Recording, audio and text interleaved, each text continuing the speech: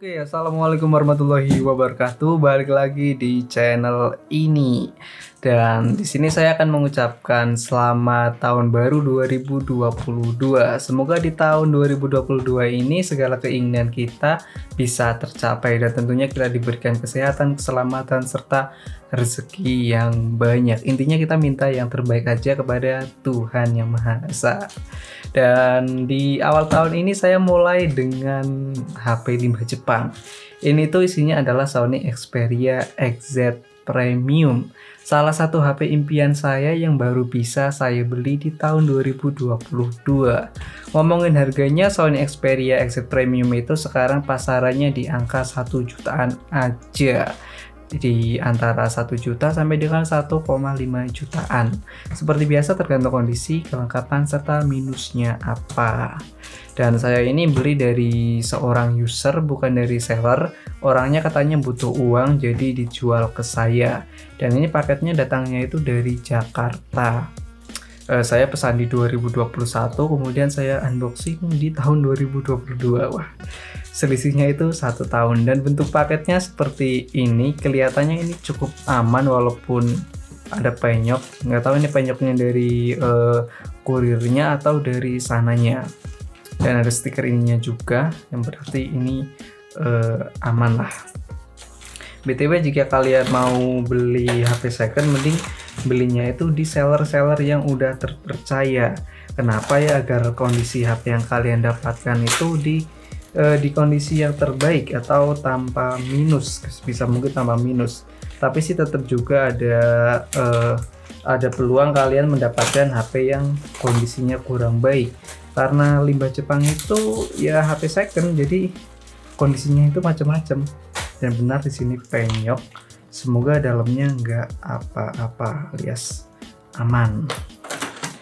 Bismillahirrahmanirrahim.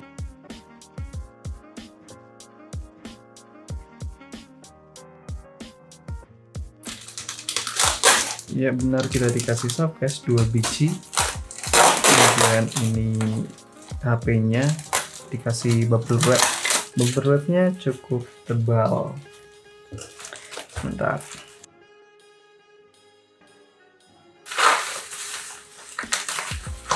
Wow, ini kelihatan di sini warnanya merahnya bagus banget. Wow. Dan ini dia. Wow, ini sumpah ini bagus banget warna merahnya. Kayak apa ya? Ya, mencolok banget sumpah. Dan desainnya pun ini menurut saya bagus banget. Ini ciri khas dari Sony desainnya. Kita lihat juga kondisi fisiknya. Ini fisiknya dari belakang udah ditutupin skin. Ini kelihatannya cukup mulus. Ke bagian bawah ini juga oke. Di pojok sini ada dent. Sini juga ada ngelupas sedikit. Tapi overall ini kelihatannya cukup mulus. Dan kita juga lihat-lihat di bagian belakang ada tulisan Xperia serta tulisan Docomo. Dan kamera, ini kamera yang resolusinya kalau nggak salah 19 megapiksel. Kemudian ada sensor-sensor serta flash. Kemudian kita ke bagian depan. Di sini desainnya masih kelihatan jadul. Ada layar yang ukurannya 5,4 inci. Kemudian kamera, speaker 2 stereo ini, serta ini notifikasi. Dan ini sensor apa lupa, nggak tahu namanya. Di bagian bawah maksudnya ada USB Type-C. Ini mikrofon. Kemudian bagian bawah ada 3,5 mm handphone jack. Kemudian ada mikrofon lagi. Nah, di sebelah kanannya ada ini tempat SIM yang kita buka tinggal congkel aja. Dan satunya di sini ada ini tempat SIM. Oh, ini tempat micro SD, kemudian tempat SIM-nya di sini. Ini cukup unik. Kemudian di sebelah kiri ada tombol ini shutter kamera, ini khas Sony sekali. Kemudian ada tombol volume up, volume down, serta fingerprint yang menyatu dengan tombol power. Ini mantap sekali karena jika kita mau buka HP, sekalian kita pencet tombol power dan sekalian juga pencet fingerprint. Jadi cukup bagus. Ini juga udah mulai banyak ditiru di brand-brand kayak Xiaomi, Samsung, dan lain-lain. Tentu saja di HP versi murahnya. Kita hidupin, semoga bisa hidup. Nah, ternyata bisa hidup. Kita lihat juga layarnya. Untuk sekilas ini nggak kelihatan ada white spotnya, kelihatannya kayak aman. Oh iya, ini ada satu dikit banget, tapi ini kasat mata alias nggak terlalu kelihatan. Mohon maaf guys, tadi saya skip karena ada anak-anak lagi pada ngaji, jadi suaranya masuk ke mikrofon. Jadi saya ulang aja.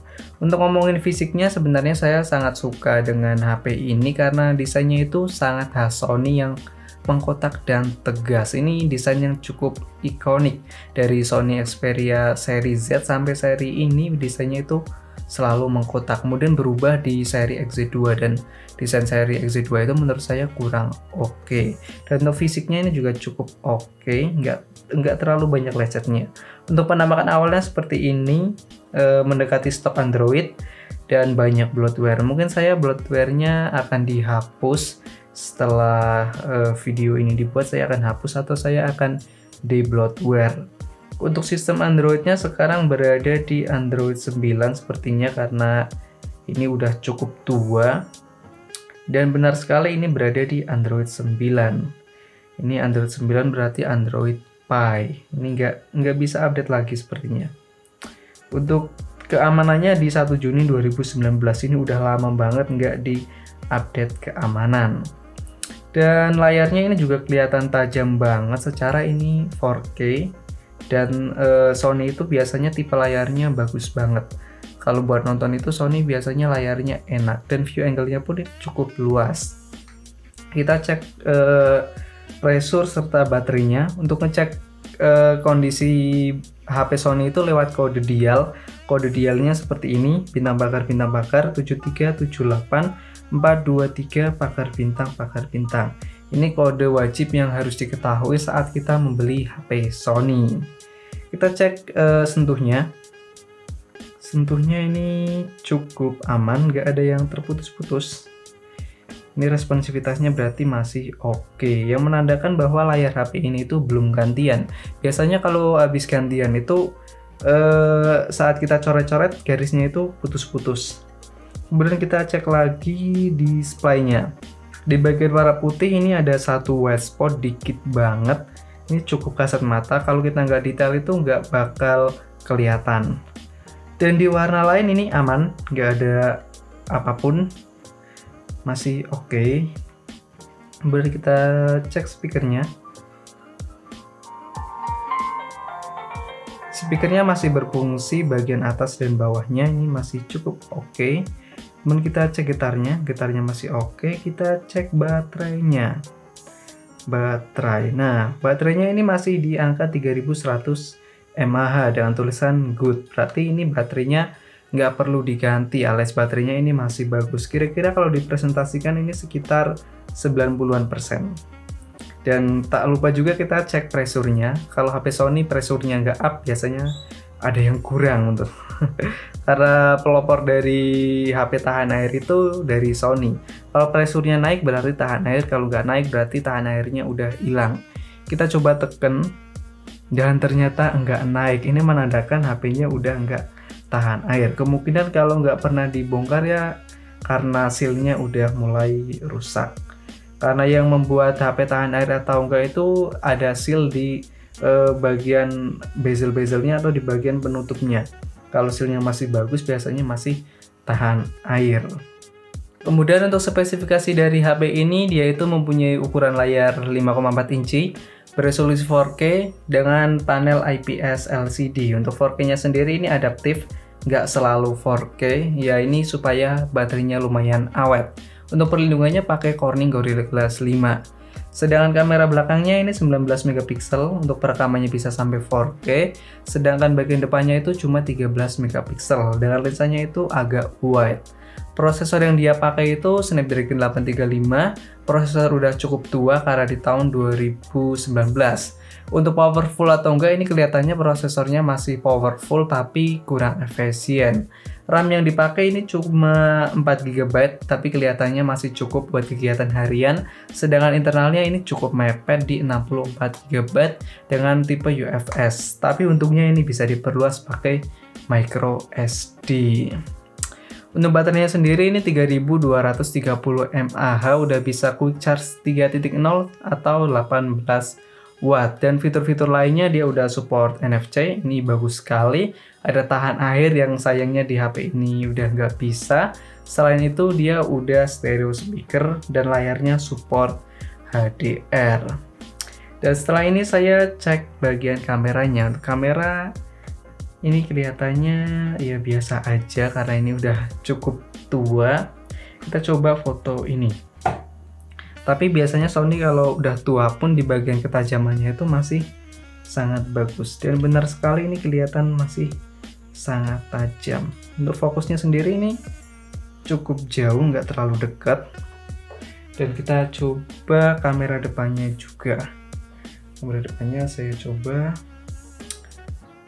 Ya, kamera depannya ini sangat natural dan kelihatan sangat tajam. Sedangkan kamera belakangnya ya benar sekali ciri khas Sony, ini tajam sekali.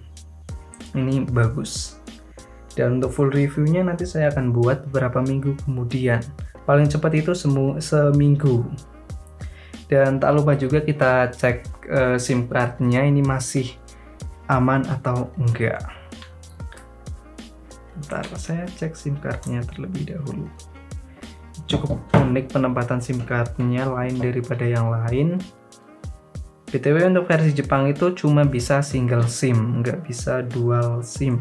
Yang dual SIM itu versi global dan harganya masih terhitung cukup masih terhitung cukup mahal.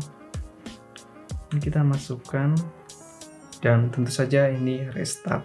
Kita tunggu sebentar. Untuk sinyalnya ini terbaca tapi kadang hilang karena memang kamar saya itu cukup susah dalam mendapatkan sinyal. Tapi yang penting udah terbaca, yang menandakan ini sinyalnya masih oke. Mungkin sekian aja video dari saya, dan jika kalian ingin beli HP seperti ini itu ya kalian harus berhati-hati dan pilih seller yang terbaik supaya menghindari kemungkinan buruk seperti contohnya emailnya terblokir atau barangnya itu minus parah. Yaudah, sekian dari saya. Jangan lupa like, komen, dan subscribe-nya. Terima kasih. Wassalamualaikum warahmatullahi wabarakatuh.